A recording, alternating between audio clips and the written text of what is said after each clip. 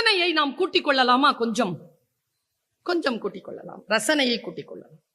ரசனையை எப்படி கூட்டுவது? ஒரு காலகட்டத்தில் நாம் கேட்ட இசையை நம் குழந்தைகள் கேட்பதில்லையே. எனக்கு நௌஷாதை எனக்கு தெரியுமே. என் அப்பா ரசித்த நௌஷாத், என் அப்பா ரசித்த தான்சேன் நான் கேட்கிறேனே. என் அப்பா ரசித்த சுரையா நான் ரசிக்கிறேனே.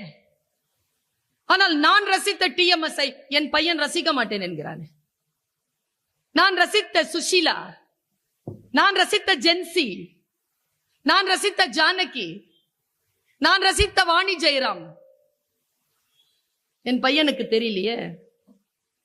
அவனுக்கு ஏஞ்சாமி அவனுக்கு அதானே பிடிக்குது. அவனுக்கு அது பிடிக்கட்டும், எனக்கும் தான் அது பிடிக்குது.